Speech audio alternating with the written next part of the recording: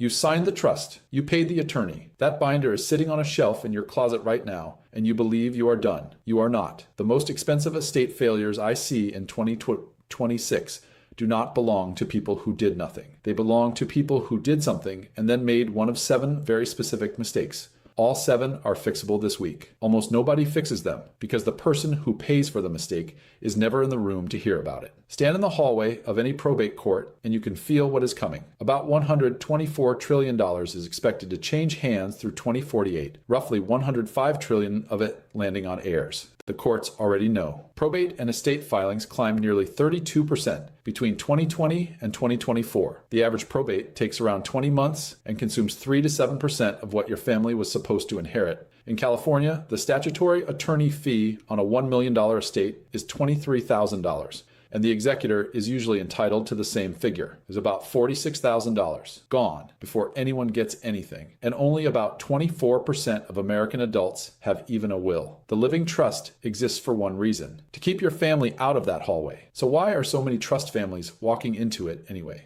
Mistake number 1 kills more plans than everything else combined. You signed the trust, and you never funded it. Funding is not paperwork. Funding is the whole thing. The deed to your house gets rewritten. The brokerage account gets retitled. The business interest gets assigned. Skip it, and every asset still sits in your personal name, and your trust's instructions never touch a single one of them. Probate anyway. Public filings anyway. Fees anyway. And it breaks the part almost nobody thinks about, which is the incapacity part. Your successor trustee cannot manage what the trust does not own. People tell me they have a pour-over will as a safety net. A pour-over will is not a way around the courthouse. It is a set of instructions addressed to the courthouse. The trust is a bucket. You bought a beautiful bucket. You never put anything in it. The fix takes one afternoon. Open the funding schedule, walk down the list, and confirm that every single line item is actually titled in the name of the trust. Mistake 2 happens on a single page you filled out years ago and never looked at again. Your IRA does not follow your trust. Your 401k does not follow your trust. They follow the beneficiary form, and the form wins. You also cannot move a retirement account into a living trust while you are alive. The IRS treats that as a full distribution, ordinary income tax on the entire balance, plus a possible 10% penalty if you are under 59 and a half. You can name the trust as beneficiary, but only if it was drafted to qualify as a see-through trust. Draft it wrong, and the payout window slams shut. Draft it right, and most non-spouse beneficiaries still live under the 10-year rule. Then watch what happens if the trust holds that money instead of passing it through. In 2026, a trust reaches the top 37% federal bracket at roughly $16,000 of retained income, while an individual filer does not get there until about $640,000. And the ex-spouse, still printed on a form from 2011, does not care what your trust says. Mistake 3 is the one that gets the sophisticated people. Gene Hackman died at 95 with an estate estimated near $80 million. He was not careless. He had documents. His wife, Betsy Arakawa, was named sole beneficiary and trustee of his living trust. Those documents were last touched in 2005 and then left alone for 2 decades. Betsy died roughly a week before he did. His plan named no alternate beneficiary, no contingency, nothing behind her. So an $80 million estate went into limbo, with 3 adult children absent from the documents, charities named in his wife's plan, and the kind of fight that fills courtrooms. Now look at hers. Her plan said that if both spouses died within 90 days of each other, her estate would flow into a charitable trust. That is exactly what happened. Same house, same week. One plan answered the question. The other one did not know the question existed. Read yours every 3 years and read it the month after any marriage, divorce, birth, death, or move across state lines. Mistake 4 is choosing a successor trustee with your feelings instead of your judgment.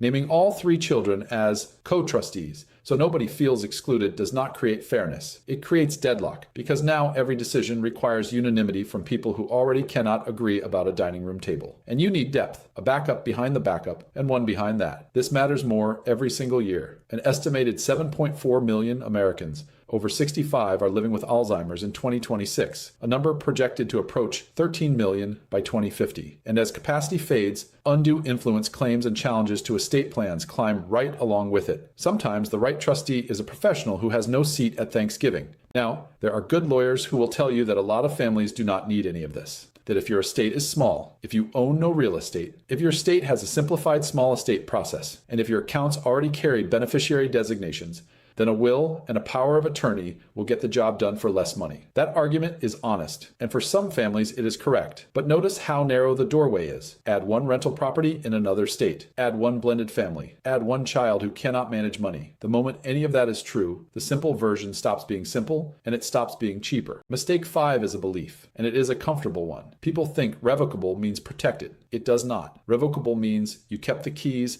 and because you kept the keys, the law generally treats those assets as still available to your creditors and to anyone who sues you during your lifetime. It will not shield your assets from nursing home costs either. It also does not reduce your estate tax, because the assets never left your taxable estate. For 2026, the federal exclusion is $15 million per person, made permanent by the One Big Beautiful Bill Act and confirmed by the IRS in Revenue Procedure 2025-32. That sounds like the end of the conversation. It is not. 18 states and jurisdictions run their own estate or inheritance tax at thresholds far below that. A living trust is a transfer tool. Asset protection is a different toolbox, and nobody tells you that until it is too late to matter. Mistake 6 is the one parents make out of love. You hand it all over at once. Understand what happens? The moment that money leaves the trust, it stops being protected and it becomes theirs. Exposed to their divorce, their creditors, their bankruptcy, their addiction, their worst year, which you will not be alive to see. You have another option and it costs nothing extra. Leave the share inside the trust. Distributions for health, education, maintenance, and support, staged by age or by milestone. Extra protection wrapped around the child who is struggling without punishing the ones who are not. That is not ruling from the grave. That is the only part of your plan that can still say no when there is no one left to say it. Mistake 7 is everything. Standing around the trust, holding it up, the pour-over will, the financial power of attorney, the healthcare directive, the guardian named for your minor children. Leave any of those out and a judge fills the gap with a stranger's judgment. And then there is the version I see most often, which is not legal at all. It is a grown child in a dark house at 11 at night, opening drawers, looking for a binder nobody ever showed them. No trustee's name, no list of accounts, no idea which bank. This is also where the download it yourself plan goes to die. Since 2020, estate, trust, and probate matters have accounted for the largest single share of legal malpractice claims reported to the American Bar Association, nearly 14% of all of them. If the professionals get it wrong that often, the template did not save you money. So go get it. Take the binder off the shelf, open the funding schedule, and see whether the house is actually in there. Pull every beneficiary form and read the names out loud, all of them, including the ones you are sure about. Read the successor trustee page and ask whether that name still makes sense today. Then tell one person you trust where the binder lives. That is an afternoon of work. Probate takes 20 months. The binder was never the plan. What you do with it this week is the plan. If this was useful, subscribe to the channel and like the video. There's a lot more coming.